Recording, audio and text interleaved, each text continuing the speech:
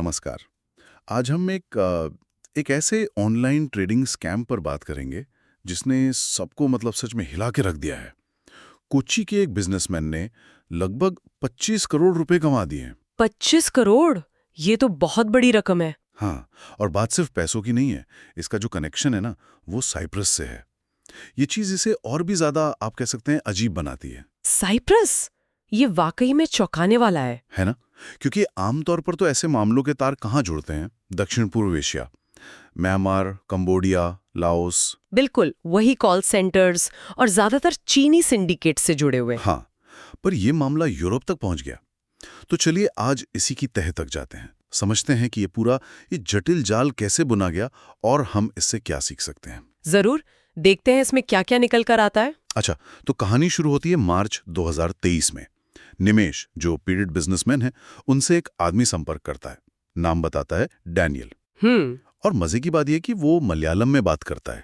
ओ, मतलब लोकल भाषा में। हाँ, इससे एकदम से वो एक भरोसे वाली बात बन जाती है ना। बिल्कुल, अपनापन लगता है। तो ये डैनियल निमेश को मनाता है कि वो कैपिटल एक्स नाम के एक प्लेटफॉर्म पर पैसा लगाएं, खूब मुनाफे का वादा करता है। अच्छा। और निमेश वो आ जाते हैं झांसे में, काफी बड़ी रकम लगा देते हैं। लेकिन पेंच तब फंसा जब पिछले महीने उन्होंने कोशिश की अपना पैसा निकालने की, और जो मुनाफा बताया गया था वो भी और निकला नहीं। कुछ नहीं। तब पता चला कि भाई उनके साथ तो धोखा हो गया, बड़ा वाला।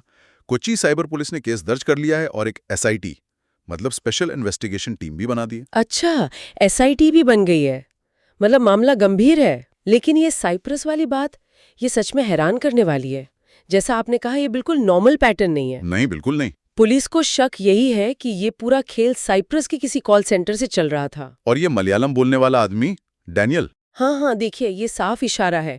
लगता है कि धोखेबाजों ने शायद केरल के ही लोगों को हायर किया होगा, ताकि वो आसानी से स्थानीय निवेशकों का भरोसा जीत सकें। बिल्कुल। और ये डैनियल नाम भी, कौन जाने असली है या नकली। शायद नकली ही हो। लेकिन फिर एक और सवाल उठता है, ये कैपिटल एक्स प्लेटफॉर्म, हाँ ये तो अमेरिका में रजिस्टर्ड कंपनी है, लीगल है और ग्लोबल स्टॉक ट्रेडिंग सर्विस देती है। जी हाँ, ये जानकारी सही है। तो फिर ये कैसे हुआ? मतलब क्या कंपनी खुद इसमें शामिल है? देखिए, यही तो इस केस की सबसे बड़ी पहेली है। जांच करने वाले भी अभी पक्का नहीं कह पा रहे हैं कि क्या कैपिटल एक्स डायरेक्ट इन्वॉल्व्ड था या सिर्फ उनके नाम का गलत इस्तेमाल हुआ है। अच्छा, तो दो बातें हो सकती हैं। हाँ, मोटे तौर पर दो संभावनाएं हैं। पहली ये कि धोखेबाजों ने कैपिटल एक्स की वेबसाइट और ऐप की हूबहू नकल बना ली हो। मतलब एक फेक प्लेटफॉर्म। हाँ, बिल्कुल। इतना असली दिखने वाला कि निवेशक को लगे कि वो असली कैपिटल एक्स पर ही ट्रेडिंग कर रहा है। बाप रे। और दूसरी संभावना, जो थोड़ी ज्यादा डरावनी है, कि शायद कंपनी के ही कुछ लोग इस फ्रॉड में शामिल हों, अंदर के लोग। लेकिन सोचिए, अगर कैपिटल एक्स बेकसूर निकलती है, अगर उनका नाम सिर्फ इस्तेमाल हुआ है, तो ये और भी चिंता की बात है। इसका मतलब है कि ये साइबर क्रिमिनल अब इतने शातिर हो गए हैं कि वो जाने माने भरोसेमंद ब्रांड्स की भी इतनी परफेक्ट नकल बना सकते हैं कि असली नकली का फर्क करना वो लगभग नामुमकिन हो जाए।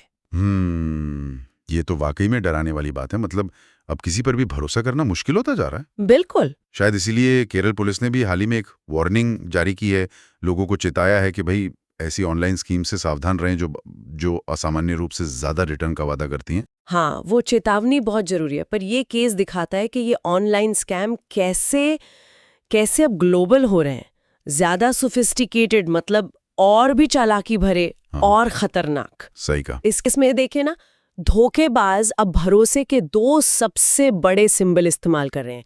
एक तो स्थानीय भाषा, हाँ, मलयालम, और दूसरा एक जाना माना रजिस्टर्ड प्लेटफॉर्म का नाम कैपिटल एक्स।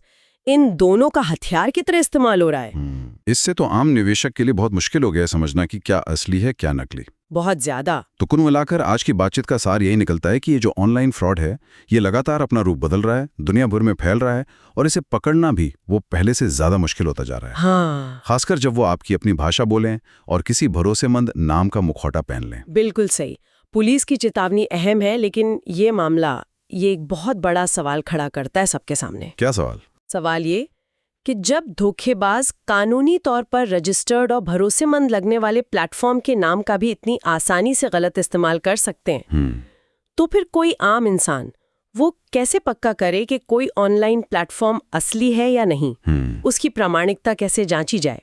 ये एक ऐसा सवाल है जिस पर शायद हम सबको अब सोचने की जरूरत है।